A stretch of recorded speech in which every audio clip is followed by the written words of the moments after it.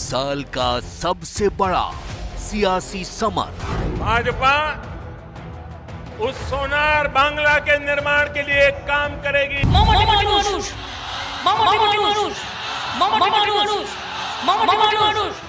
ये लड़ाई ममता दीदी को उखाड़ फेंकने की नहीं, ये लड़ाई हमारे बंगाल को सोनार बांग्ला बनाने की लड़ाई।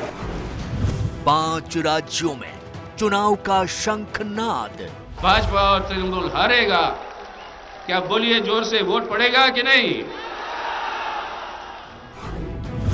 क्या बंगाल में दीदी को रोक पाएगी बीजेपी?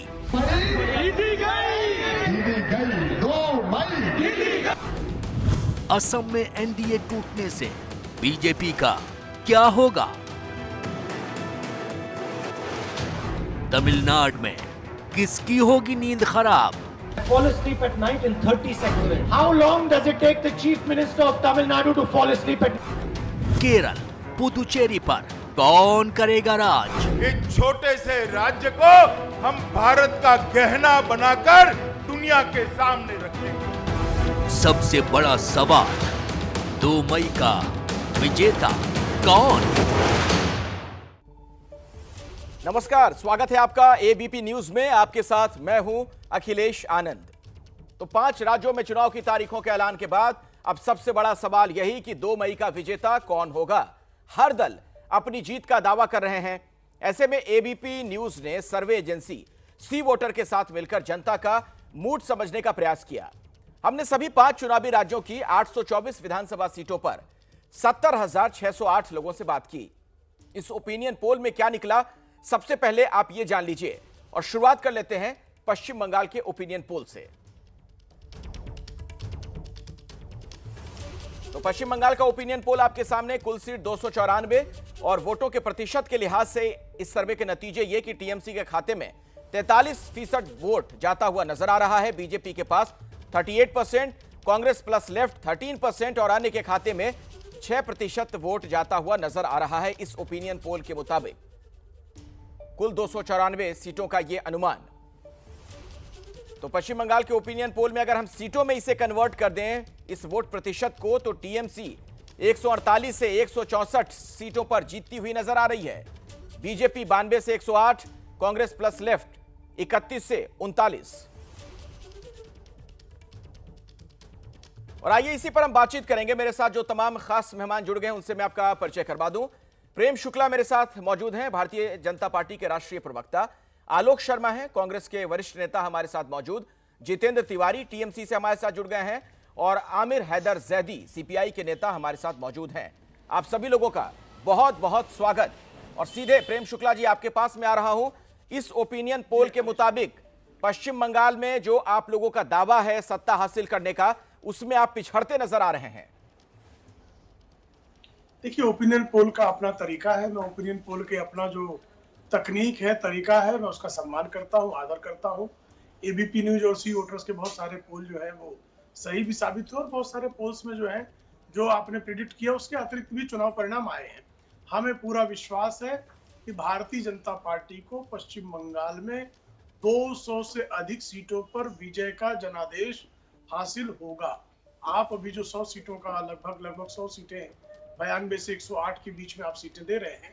92 से 108 सीटों का आपका जो ओपिनियन पोल में जो सीटें दी जा रही हैं, ये भारतीय जनता पार्टी के एक एक कार्यकर्ता के लिए चुनौती है कि अब आपके ओपिनियन पोल 92 से 108 जो आपने दिया है परिणाम, इसको 200 से पार पहुंचाने के लिए अहर्निश परिश्रम करके जनता को अपने मुद्दों को समझाकर और जनता के बीच में भारतीय जनता पार्टी के प्रति जनादेश का लहर उत्पन्न करना और भारतीय जनता पार्टी के नेतृत्व में वहां परिवर्तन, ठीक है, सोनार बांग्ला बनाने के लिए मैं आता हूं, मुद्दों पर भी आता हूं, लेकिन अब जरा मैं पहले एक कमेंट सबसे ले लूं। जितेंद्र तिवारी जी, आप टीएमसी के नेता हैं, जरा ये बताइए, इस ओपिनियन पोल के मुताबिक तो आप लोग सत्ता में वापसी करते नजर आ रहे हैं, लेकिन पिछली बार की तुलना में सीटें कम हो रही हैं।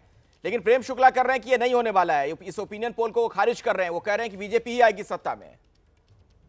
देखिए, मुझे ऐसा लगता है कि जैसे ही हर पार्टी अपने अपने उम्मीदवारों की सूची जारी करेगी और प्रचार जब और चरम पर पहुंचेगा, उस समय भारतीय जनता पार्टी जो बंगाल में कोई चेहरा जनता के सामने नहीं रख रही है, इसका खामियाना उन्हें भुगतना पड़ेगा।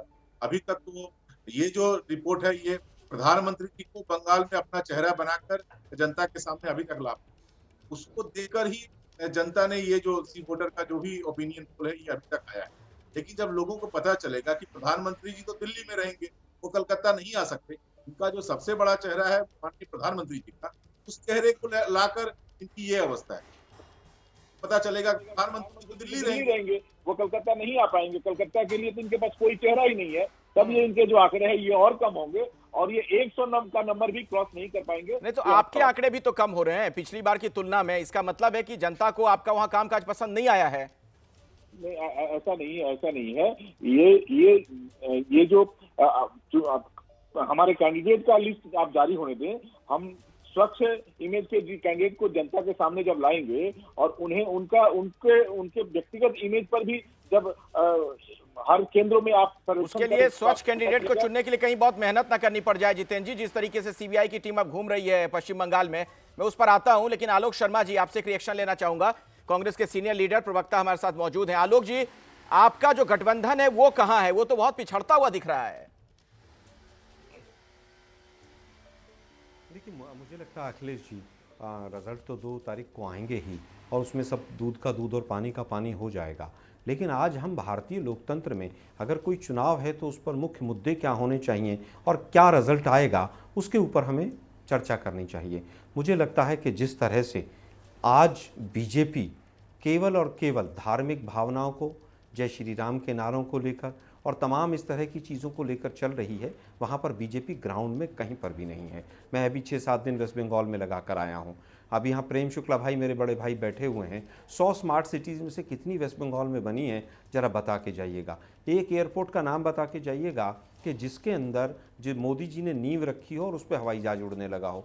एक सेंट्रल गवर्नमेंट की यूनिवर्सिटी सेंट्रल गवर्नमेंट ने बनाई हो, उसमें मोदी जी ने नींव रखी हो और बच्चे पढ़ने लगे हों।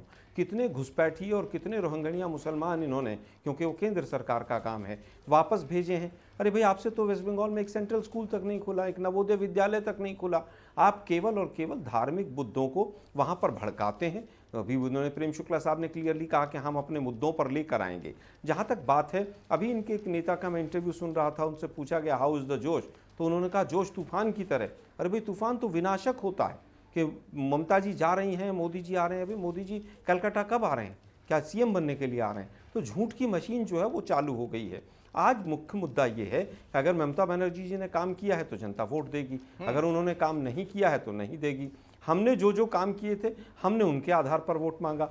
2000 आज से 10 साल पहले सही 2011 में भी हमें ममता बनर्जी के साथ थे। तो एक बात बताइए ना आलोक जी, मैं इस सवाल का जवाब आपसे लूंगा कि जब आपको लग रहा है कि कोई काम नहीं हुआ, अंतिम बात, ममता बनर्जी, अखिलेश भाई अंतिम बात कहना चाहूंगा, जल्दी से हाँ, अंतिम बात केवल ये कहना चाहूंगा मैं कि आज आप ओपिनियन पोल की बात कर रहे हैं। ओपिनियन पोल, एग्जिट पोल की हालत जो है वो सब पूरा देश देख रहा है। यही एबीपी न्यूज़ था 1 साल पहले, 1.25 साल पहले हरियाणा का ओपिनियन पोल आया था और 90 में से 83 सीटें आप लोगों ने 83 दिखाई थी और कांग्रेस को 0 से 3 दिखाई थी। यही एबीपी न्यूज़ था। मुझे लगता है कि अभी बहुत समय है।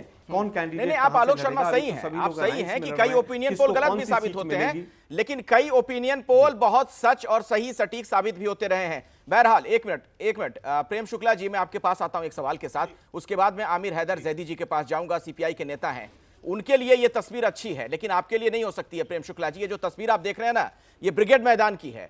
आज यहां पर रैली थी लेफ्ट की और कांग्रेस की, और ये मैदान पूरी तरीके से खचाखच भरा नजर आ रहा था। प्रेम शुक्ला जी, ये तो अच्छी बात है, त्रिकोणीय मुकाबला हो जाएगा, वरना आदरणीय आलोक शर्मा जी की बातचीत से तो यही लग रहा था कि मुकाबला ममता बनर्जी और भारतीय जनता पार्टी के बीच ही है। त्रिकोणीय मुकाबला हो जाएगा तो आपका काम आसान हो जाएगा, टीएमसी का वोट बढ़ जाएगा। अभी आलोक जी इतनी देर बात किए, 1.5 मिनट बातचीत में उन्होंने ये थोड़े कहा कि कांग्रेस और लेफ्ट भी फाइट में है।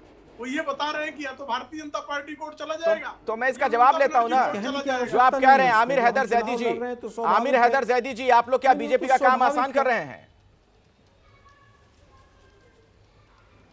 हम न किसी का नुकसान कर रहे हैं, न किसी का फायदा कर रहे हैं, हम अपने मुद्दों पर लड़ रहे हैं। क्या भारत की जनता बीजेपी को इसलिए वोट देगी कि उसने देश की सारी कंपनियों को बेचकर अपने बीजेपी के हाईटेक दफ्तर बनाए, इसलिए वोट करेगी? क्या बीजेपी देश की जनता इसलिए बीजेपी को वोट करेगी जब मजदूर पलायन कर रहे थे, ये मशरूम की रोटी खा रहे थे, ऐश कर रहे थे, घंटी बजवा रहे थे? क्या भारतीय जनता पार्टी को देश की जनता इसलिए वोट करेगी कि किसान कहना चाहिए दिल्ली की ड्योढ़ी पर बैठकर त्राहिमाम कर रहा है, अपने हक की मांग कर रहा है? ये उसे कभी नक्सलवादी कहते हैं, कभी आतंकवादी कहते हैं, कभी खालिस्तानी कहते हैं। देश की जनता के बीजेपी को इसलिए वोट करेगी कि मिनिमम वेज की गारंटी बीजेपी ने खत्म कर दी। देश की जनता बीजेपी ये तो तमाम मुद्दे हो गए। आमिर हैदर एजुकेशन का बंटा आमिर हैदर जैदी जी, अरे जनाब सुन तो लीजिए, ये तो सारे मुद्दे हो गए, मैं इस पर जवाब लेता हूं प्रेम शुक्ला जी से। लेकिन मुझे ये बताइए कि पश्चिम बंगाल की जनता कंफ्यूज नहीं होगी इस बात को लेकर कि यहां तो लेफ्ट और कांग्रेस साथ हैं और केरल में एक दूसरे से खिलाफ चुनाव लड़ रहे हैं, ताल ठोक रहे हैं? मतलब मतलबी गठबंधन ना समझ ले लोग। देखिए, ये एक आप नहीं सुन लीजिए, क्या कांग्रेस और लेफ्ट कभी एक साथ नहीं आए? सवाल तो इनसे पूछना चाहिए बीजेपी से, जितने अलगाववादी संगठन सब बीजेपी के साथ मौजूद हैं चुनाव के अंदर, उसके बाद इनसे आप सवाल नहीं पूछते हैं। कांग्रेस अगर लेफ्ट का गठबंधन होने जा रहा है या हुआ है तो उस पर सवाल किस बात के पूछते हैं? सवाल इस बात को क्या बात कर रहे हैं आप? क्यों ना सवाल पूछे जाएं? केरल में क्या गठबंधन करेंगे आप? सुनिए, केरल में करेंगे, मैं सवाल पूछूंगा बीजेपी से भी, बिल्कुल सवाल पूछे जाएंगे, लेकिन आपको भी तो जवाब देना पड़ेगा ना, जवाबदेही आपकी भी है। सुन लीजिए, जब केरल का चुनाव होगा तो केरल पे जवाब देंगे, लेकिन अभी बंगाल पे बात कर रहे हैं। चुनाव हो रहा है वहां पर, भूल गए लगता है बीजेपी और टीएमसी से। चुनाव वहां भी हो रहा है जैदी साहब। अरे मैं उस पे भी आप बंगाल पे बहस कर रहे हैं या केरल पे कर रहे हैं, या बीच में एक शब्द बोलने देंगे? नहीं तो आप गलत जानकारी तो मत दीजिए। आप कह रहे हैं केरल में जब चुनाव होगा तब बात कर लेंगे, तो मैंने आपको बस दुरुस्त किया कि केरल में भी चुनाव हो रहा है, बस बाकी अपनी बात रखिए। तो केरल पे आप केरल पे बात करेंगे तो केरल पे ही बात करेंगे, बंगाल पे बात कर रहे हैं। क्या बंगाल की जनता गैंगवार को वोट देगी कि टीएमसी के गुंडों ने बीजेपी को मार दिया, बीजेपी के गुंडों ने टीएमसी के पत्थर मार दिया? क्या बंगाल की जनता इस पे वोट करेगी? इस पे तो तिवारी जवाब दीजिए। बंगाल आप पर भी आरोप यही है, गैंगवार का आरोप। क्या बीजेपी वाले टीएमसी को मार दें, टीएमसी वाले बीजेपी को, इसलिए जनता वोट करेगी? जितेंद्र तिवारी, देखिए ये पश्चिम बंगाल में भारतीय जनता पार्टी, कांग्रेस और लेफ्ट, ये कमरे के बाहर कुश्ती और कमरे के अंदर दोस्ती, इनका पूरा का पैकेज है। पूरा पैकेज अमित शाह जी ने बताया है। भारतीय जनता पार्टी को कौन सा रोल आप बोलने दीजिए ना, आप बोलने दीजिए, इतना उत्तेजित क्यों होते हैं? सारी क्रांति आपके टीवी के पर्दे पर रहती है, मैदान में भी क्रांति करते तो आप 10 साल पहले तो आप दुर्गा के अवतार थी ममता बनर्जी। आप मुझे बोल रहे हैं सारी क्रांति आपके टीवी के पर्दे पर रहती है, मैदान में आपको दिखाई भी नहीं देता। नहीं मैदान में दिखा है। वैसे आपकी जानकारी के लिए बता दूं जितेंद्र तिवारी जी, ब्रिगेड मैदान में आज भीड़ थी, आपकी चिंता बढ़ सकती है इससे। प्रेम शुक्ला जी गदगद है, मुस्कुरा रहे हैं। यही तो मैं कह रहा हूँ कि यह पूरा पैकेज अमित शाह जी ने डिजाइन किया है कि बंगाल में भारतीय जनता पार्टी को कैसे चलना है, कांग्रेस को कैसे चलना है, सीपीएम को कैसे चलना है। ये तृणमूल कांग्रेस को मतलब सीपीएम को कैसे चलना है ये भी अमित शाह डिसाइड कर रहे हैं। ये बिल्कुल है, वही जितेंद्र तिवारी जी ऐसी बातें तो ना बोलिए जो हास्यास्पद लगे। चर्चा को मैं आगे बढ़ाऊं उससे पहले देखिए असम का ओपिनियन पोल क्या कहता है। कुल 126 सीटों में जब वोट प्रतिशत के हिसाब से ये सर्वे किया गया तो नतीजा ये निकला कि बीजेपी प्लस के खाते में 42%, कांग्रेस प्लस के खाते में 31% और अन्य के खाते में 27% वोट जाता हुआ नजर आ रहा है इस सर्वे के मुताबिक। इसे जब हम सीट में तब्दील कर देंगे तो देखिए क्या होगा। बीजेपी प्लस 68 से 76, कांग्रेस 43 से 51 और इस तरीके से बीजेपी की एक बार फिर से यहां सरकार बनती हुई नजर आ रही है। लेकिन इसमें एक बात मैं दर्शकों को बता दूं कि जब बोडोलैंड पीपुल्स फ्रंट के साथ बीजेपी वहां पर थी तब का यह सर्वे है। प्रेम शुक्ला जी, इस लिहाज से आपके लिए अब चिंता की बात है क्योंकि आपका वो सहयोगी अब वहां पर नहीं है। देखिए, हमको 80 से अधिक सीटें जो है असम में प्राप्त होंगी। जिस तरह से आपने देखा कि बीच के दिनों में बोडो के क्षेत्र में जो चुनाव हुए स्थानीय निकाय के, और उसमें जिस तरह से भारतीय जनता पार्टी को सफलता प्राप्त हुई, वो इस बात का स्पष्ट संकेत दे रही है कि असम में भारतीय जनता पार्टी के समर्थन में लहर चल रही है। भारतीय जनता लहर अगर होती, प्रेम शुक्ला जी, बीपीएफ के साथ होने के बावजूद जब ये स्थिति थी, अब वो आपसे अलग हो गया तो वोट कुछ घटेंगे ही, बढ़ तो नहीं जाएंगे? नहीं, बढ़ जाएंगे। वो कैसे? क्योंकि हमने जो इसलिए बढ़ जाएंगे, देखिए हम उनको जो स्थान देने वाले थे उस स्थान पर भारतीय जनता पार्टी के प्रत्याशी होंगे और भारतीय जनता पार्टी पूरी शक्ति के साथ, हमारे कार्यकर्ता पूरी शक्ति के साथ काम करेंगे। प्रत्याशी दे देंगे ना, वोटर तो उनका आप नहीं ले आएंगे कि वोटर भी उनके अपने साथ कर लेंगे आप? नहीं, उनके मतदाता हमारी तरफ आ चुके हैं। अच्छा, लाने की क्या बात है, आ चुके हैं हमारी तरफ। आलोक शर्मा जी, देखिए, मुझे लगता है कि असम के अंदर क्लियर मेजोरिटी के साथ कांग्रेस का जो महाजोड़ है उसकी सरकार बनेगी। और पिछले अगर 7 साल का इतिहास देखें तो चाहे वो मोदी जी का केंद्र के यहाँ पर रहे हों, चाहे अकाली रहे हों, शिवसेना रहे हों, तमाम लोग, चाहे वो गुजरात के भी छोटे लोग पार्टियाँ रही हों, सब लोग उनका साथ छोड़कर जा रहे हैं। सबको समझ आ रहा है कि बीजेपी जो है क्षेत्रीय दलों का उपयोग करती है, उनके कंधे पर अपना पैर रख के ऊपर चली जाती है। यही कारण है कि तमाम क्षेत्रीय जो दल हैं वो इनको छोड़ते हुए चले जा रहे हैं। जहाँ तक बात है आसाम लेकिन एक की, बात ये कही जा रही है आसाम कि पर भी दरअसल मुद्दों पर आपके चुनाव पास लड़ना अभी चाहिए। अब वहां कोई ये बड़ा बंगाल चेहरा में नहीं कहते है, हैं। आलोक शर्मा जी, और तरुण गोगोई की कमी खलेगी। देखिए, इसमें कहीं कोई दो राय नहीं है। तरुण गोगोई जो थे वो आसाम को जिस तरह से समझते थे, जिस तरह से नब्ज़ को समझते थे, मुझे लगता है पूरी तरह से कहीं ना कहीं उनका एक हमें कमी खलेगी। लेकिन हमारे तमाम वहाँ पर बड़े लीडर्स हैं, उनके बेटे भी हैं और तमाम लोग हैं, लेकिन हमारे पास ऐसे लोग नहीं हैं जो हमारे पास भ्रष्ट थे और बीजेपी में जाकर वो भ्रष्टाचार से मुक्त हो गए। हेमंत बिश्व शर्मा के लिए बीजेपी जब बार बार कहती थी कि इनसे भ्रष्ट कोई लीडर नहीं है, आज वो इनके स्टार प्रचारक हैं वहाँ पर।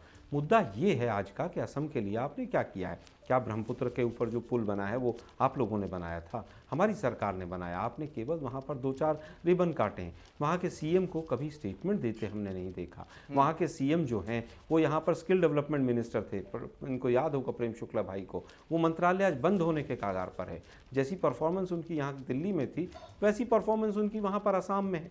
और आसाम की जनता बहुत समझदार है। आप पैसे के बल पर कब तक, मीडिया के बल पर कब तक आप वोटों को का ध्रुवीकरण करते रहेंगे? नहीं होगा। अब असली मुद्दों पर आपको प्रेम शुक्ला जवाब देना चाहेंगे जल्दी से, 20 सेकंड में, मुझे ब्रेक लेना पड़ेगा। प्रेम शुक्ला जी, देखिए, एक बार फिर से वही बात कि आप धन बल पर जीतेंगे असम, वही आरोप फिर से आलोक शर्मा पर लगा रहे हैं।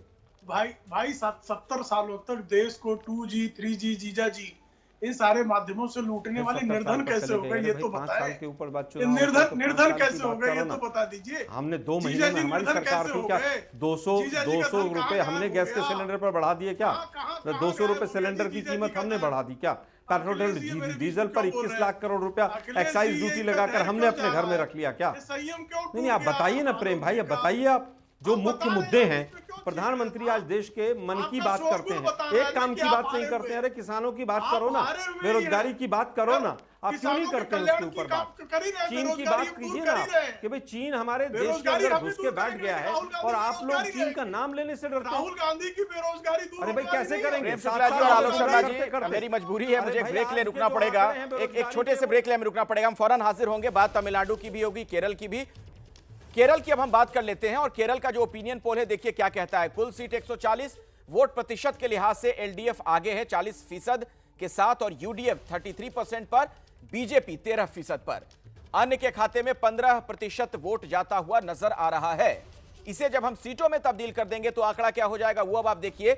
एलडीएफ 83 से 91 सीटों पर, इसके अलावा जो दूसरा गठबंधन है यूडीएफ वो 47 से 55, और इस तरीके से एक बार फिर से वामपंथ सरकार वहां पर बनती हुई नजर आ रही है। केरल में एलडीएफ की वापसी होती हुई दिख रही है। और बातचीत करने के लिए जो तमाम मेहमान मेरे साथ जुड़े हुए हैं, एक बार फिर से मैं उनसे आपका परिचय करवा दूं। प्रेम शुक्ला है भारतीय जनता पार्टी से, आलोक शर्मा कांग्रेस के नेता हैं, जितेंद्र तिवारी भी मेरे साथ जुड़े हुए हैं टीएमसी से, और आमिर हैदर जैदी सीपीआई के नेता हमारे साथ मौजूद हैं। जैदी साहब, आपके लिए यहां से अच्छी खबर है, उस पर मैं आगे आपसे बात करूंगा, लेकिन पहले प्रेम शुक्ला जी, सवाल आपसे इसलिए चूंकि तमाम कोशिशों के बावजूद, हर मेहनत के बाद भी तीसरे नंबर पर ही दिख रहे हैं आप केरल में। नहीं, ठीक है, हम लगातार प्रयास करेंगे वहां अव्वल होने के लिए। हमारा काम है संघर्ष करते रहना। जिस तरह से एक जमाने में हमने त्रिपुरा में कोई हमारे कैलकुलेट नहीं करता था कि हम लेफ्ट फ्रंट को हरा पाएंगे, वहां 2/3 बहुमत से जीते। एक दिन हम केरल में भी त्रिपुरा जैसा परिणाम जरूर दोहराएंगे, ले आएंगे हम एक बार केरल में भी सरकार। हमारे कार्यकर्ता लगातार वहां संघर्ष कर रहे हैं और हमारे कार्यकर्ताओं के इस संघर्ष को, परिश्रम को निश्चित तौर पर सफलता मिलेगी, आज नहीं तो कल। ठीक है, आलोक शर्मा जी, आप लोग क्यों पिछड़ रहे हैं वहां पर, जबकि लगातार राहुल गांधी कैंपेन कर रहे हैं, प्रचार कर रहे हैं, आपके सबसे बड़े नेता वहां से सांसद हैं, इन सबके बावजूद क्यों पिछड़ रहे हैं? जबकि केरल में तो सत्ता बदलती रही, जो अब तक का रहा वहां पर। मुझे लगता है कि अखिलेश जी, बिल्कुल मैं विनम्रता के साथ आपका जो ओपिनियन पोल है उसको कहीं ना कहीं नकारता हूं, क्योंकि केरल का ट्रेंड इस तरह का रहा है कि वहां पर बदलाव हमेशा दिखाई दिया है। जहां तक बात यूडीएफ की है, यूडीएफ पूरी ताकत के साथ चुनाव लड़ रहा है और जिस तरह के कुछ पिछले चुनाव में जिस तरह के मुद्दे फ्रेम किए गए थे वो सब मुद्दे अब जनता के सामने आ गए हैं कि सब वो खोखले थे। आज जिस तरह से तमाम चीज़ें हैं, इस ओपिनियन पोल में एक सबसे बड़ा जो कैच है वो ये है कि 15% आप वोट बैंक अन्य को दिखा रहे हैं। ये बहुत बड़ा वोट बैंक है 15%, और नॉर्मली जो अन्य वाला वोट बैंक है वो कहीं ना कहीं एंटी इनकम्पेंसी जिस तरह की है वहाँ पर ग्राउंड पर, मुझे लगता है कि कांग्रेस और यूडीएफ, कांग्रेस के नेतृत्व में पूरी तरह से यूडीएफ की सरकार बनेगी, कहीं पर इसमें कोई दो राय नहीं है। ठीक है, लेकिन चूंकि इस सर्वे पर हम बात कर रहे हैं तो आमिर हैदर जैदी जी, आप लोगों के लिए अच्छी खबर इस लिहाज से है चूंकि शायद ही पहले कभी ऐसा हुआ हो कि लेफ्ट एक बार फिर से वापसी कर ले, वहां पर दोबारा आप लोग सरकार में आते दिख रहे हैं। इसका तो आप जवाब दीजिएगा, लेकिन इसी में वो सवाल मैं जोड़ दूं जो ब्रेक के पहले जब मैं आपसे पूछ रहा था तो आपने उस पर आपत्ति जाहिर कर दी थी कि पश्चिम बंगाल में साथ लड़ेंगे और यहां एक दूसरे के खिलाफ, जनता को कैसे समझाइएगा? देखिए, इसमें मैं आपके ट्रैक में नहीं फंसने वाला हूं, ये तो फैसला करेंगे। मित्रवत भी हम चुनाव फाइट करते हैं, ऐसा नहीं है। लेकिन देश की जनता, अखिलेश जी, देश की जनता जब वोट देने जाएगी तो किचन में जाके सिलेंडर को प्रणाम करेगी, पेट्रोल पंप पे जाके अपनी गाड़ी में पेट्रोल डलवाएगी, उसके बाद वोट डालने जाएगी। तो बीजेपी का क्या 15% केरल के अंदर इसलिए वोट परसेंट भी केरल में बीजेपी को मिलने जा रहा है? ऐसा कतई नहीं है, पूरे देश के अंदर नहीं मिलने जा रहा है। अच्छे दिन वामपंथ के ही आने वाले पूरे देश के अंदर। बिहार के अंदर हम 0 पर थे, वहाँ इनकी गलत है, बिहार के अंदर में बात करने लगे। मैं पूरे देश की बात कर रहा हूँ। अच्छा जी, मैं पूरे देश की बात कर रहा हूँ। और पूरे देश के अंदर लेफ्ट का जो आएगा, अगर आत्मविश्वास है, और आत्मविश्वास नहीं, सड़क के ऊपर संघर्ष करने वाला हमेशा आत्मविश्वास नहीं कंक्रीट अध्ययन करता है। और हम सड़क पर संघर्ष कर रहे हैं। दिल्ली की सड़कें बता रही हैं कि अगर देश के अंदर कोई विपक्ष है तो वो कम्युनिस्ट है, और सिर्फ कम्युनिस्ट है, और सिर्फ कम्युनिस्ट है। इसके अलावा देश के अंदर सब नाराज हो जाएंगे आपके सहयोगी, फिर तो आप इस तरह की बात करेंगे। आलोक शर्मा जी बैठे हुए हैं यहीं पर इसी पैनल में, आप सिर्फ कम्युनिस्ट को कह रहे हैं विपक्ष, आलोक जी भी विपक्ष में है। आलोक शर्मा जी मेरे भाई हैं, अखिलेश जी उनको पूरा अधिकार है कहने का। कांग्रेस तो देश संसद के अंदर विपक्ष है, तो देश देख रहा है। लेकिन सड़क के ऊपर, सड़क के ऊपर अगर विपक्ष कोई नजर आता है, देश के ज्वलन मुद्दों पर बात करने रहा हो, कम्युनिस्ट पार्टी सफेद अव्वल में आकर विरोध सरकार का दर्ज कर रही है। अच्छा, जितेंद्र तिवारी जी, आलोक शर्मा जी, अब मैं पश्चिम बंगाल जरा लौट जाता हूं केरल से। जरा मुझे यह बताइए कि क्या वजह है वहां पर कि आप लोगों की जो उम्मीद थी उसके मुताबिक प्रदर्शन करते नजर नहीं आ रहे। मैं इस सर्वे पे ही फिलहाल बात कर रहा हूं, और जो सर्वे पिछले दिनों में हुआ उसके आधार पर मैं बात कर रहा हूं। कहां पर आप लोगों को नुकसान हो रहा है? कुछ आत्ममंथन कर रहे हैं क्या? करप्शन के जो आरोप लगे उसका नुकसान हो रहा है, या फिर आपके पुराने लेफ्टिनेंट सब जा रहे हैं पार्टी से, उसका नुकसान हो रहा है?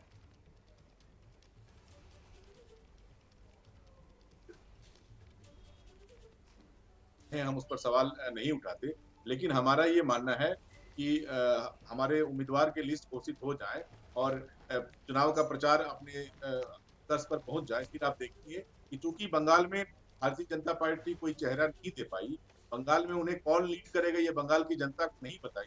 ममता बनर्जी के मुकाबले उनके पास कोई एक व्यक्ति नहीं है। वो साप्ताहिक मुख्यमंत्री बनाना चाहते हैं, सोमवार में अलग व्यक्ति, मंगलवार अलग, बुधवार अलग। तो इसका लाभ हमको मिलेगा, और आने वाले दिनों में क्या आपके प्रेम शुक्ला जी जवाब देना चाहेंगे क्या? जितेंद्र तिवारी कह रहे हैं कि आप लोग साप्ताहिक मुख्यमंत्री बनाना चाह रहे हैं पश्चिम बंगाल में, कोई चेहरा ही नहीं है आपके पास ममता बनर्जी के सामने। देखिए इसी तरह का सवाल जो है अखिलेश सिंह यादव 2017 के पहले उत्तर प्रदेश से पूछा करते थे। 2014 के पहले यही सवाल कांग्रेस और शरद पवार के लोग महाराष्ट्र में पूछते थे। यही सवाल तो आप डिक्लेयर करके लड़ते ना, योगी आदित्यनाथ जी का चेहरा डिक्लेयर करके चुनाव लड़ते। अगर आपको लगता है कि चेहरा बहुत मजबूत था तो डिक्लेयर करके भी जीतते हैं। नहीं, आप खट्टर साहब का प्रधानमंत्री का चेहरा नहीं डिक्लेयर कर पाए। प्रेम शुक्ला जी, आप खट्टर जी का चेहरा, अरे भाई आप खट्टर जी का चेहरा सामने रख के चुनाव लड़ते ना, किसी ने मना किया था आपको? नहीं, आप प्रेम शुक्ला जी आप बताइए ना, आपने क्या योगी आदित्यनाथ जी का चेहरा सामने रखकर आप चुनाव लड़े थे क्या? क्या आप खट्टर जी का चुनाव चेहरा सामने रखकर चुनाव लड़े थे क्या? क्या आप महबूबा मुफ्ती का चेहरा सामने रखकर के इनको सीएम बनाएंगे तब चुनाव लड़ा था क्या आपने? अरे भाई बताइए ना, आप पहले जम्मू कश्मीर की जनता को कहते कि हम महबूबा मुफ्ती के साथ हम गठबंधन करके चुनाव लड़ेंगे, तो कश्मीरी पंडित आपको वोट दे देते, भर भर के वोट देते आपको पूरा। मुझे लगता है कि बीजेपी हमेशा से देश की जनता को बरगलाती है। पीडीपी को चुनाव से पहले गालियां देते हैं और फिर उनके साथ जाके बैठ के चुनाव उनको मंत्री बना लेते हैं, मुख्यमंत्री बना लेते हैं। जीतने के लायक नहीं है। नहीं, आप बताइए ना भाई, कांग्रेस से आपको क्यों दिक्कत है? वेस्ट बंगाल में हम सरकार बना रहे हैं, केरल में हम सरकार बना रहे हैं इस बार, और तमिलनाडु में, पुदुचेरी में भी सरकार बना रहे हैं हम। आप लोगों का सुपड़ा साफ करेंगे हम। आज 5 स्टेटों की जिनकी चर्चा हो रही है प्रेम शुक्ला जी, 5 के 5 में कांग्रेस के नेतृत्व में चेहरा इतना इंपॉर्टेंट है क्या? आलोक शर्मा जी, कांग्रेस के आलोक शर्मा जी जरा मेरे सवाल का जवाब दीजिए। 1 मिनट प्रेम शुक्ला जी, क्या चेहरा डिक्लेयर करके चुनाव लड़ना इतना महत्वपूर्ण है कि आपको भी लगने लगा है ये? आलोक शर्मा जी देखिए, मैं समझता हूं कि हर पार्टी की अपनी रणनीति है, लेकिन ये कहना कि योगी आदित्यनाथ जी के नाम पर हम चुनाव लड़े तो गलत है ना।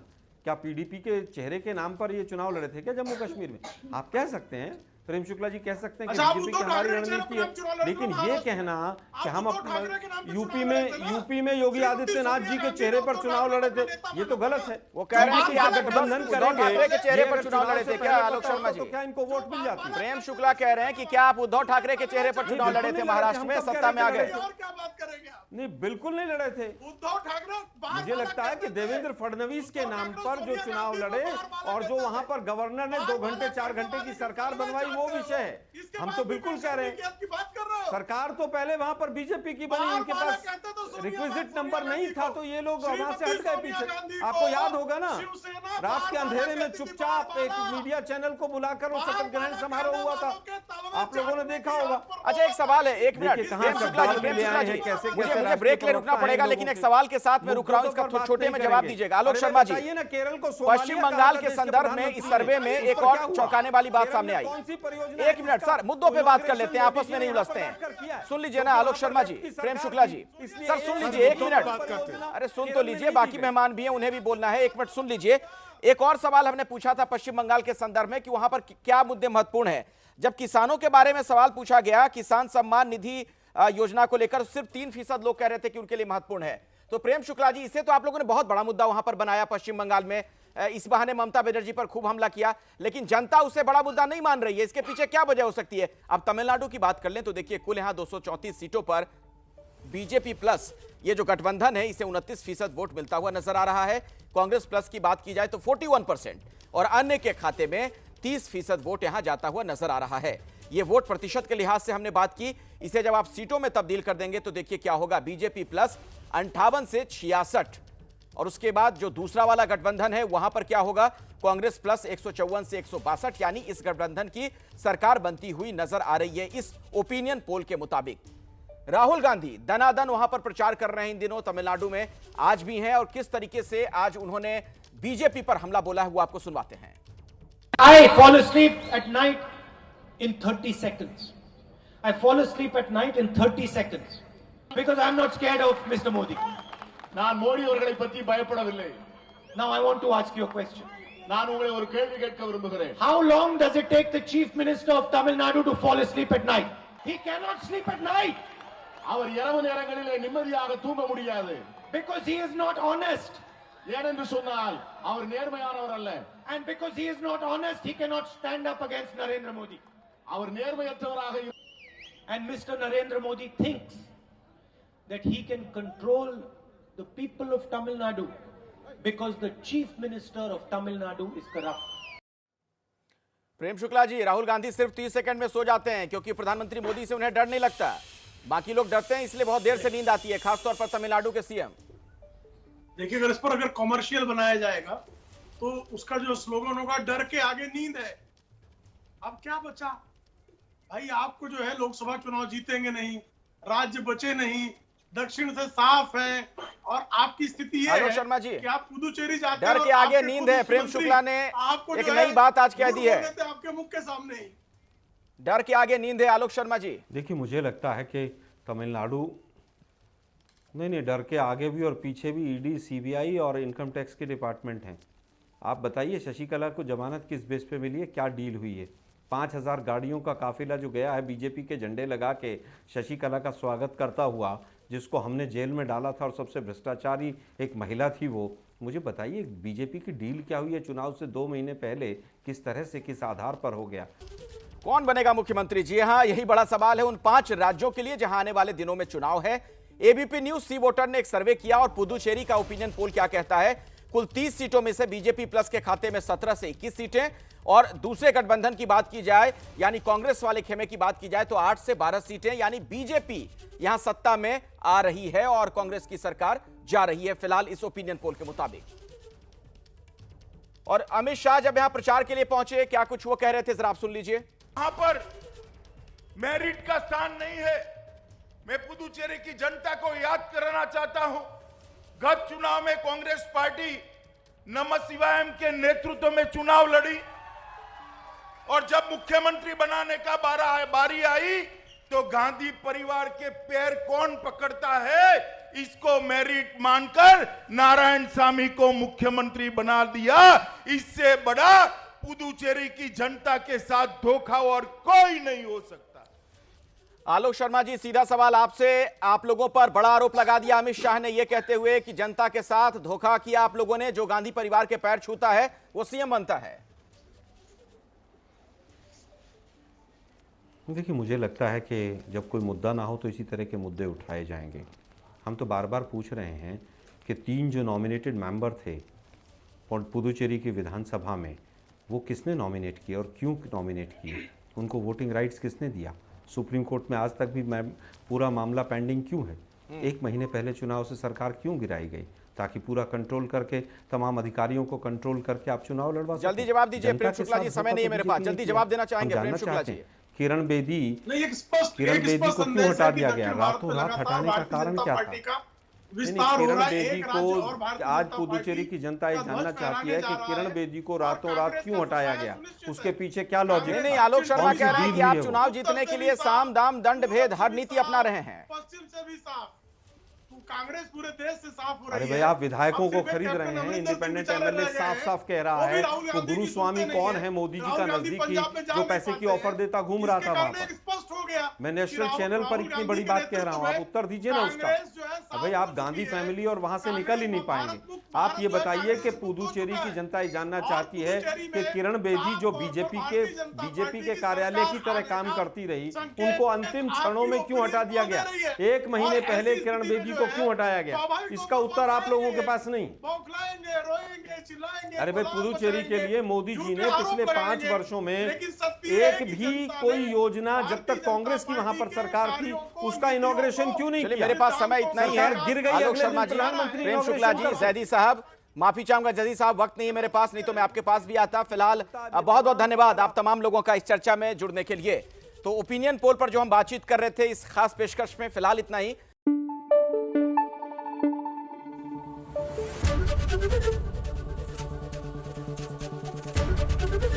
एबीपी न्यूज आपको रखे आगे।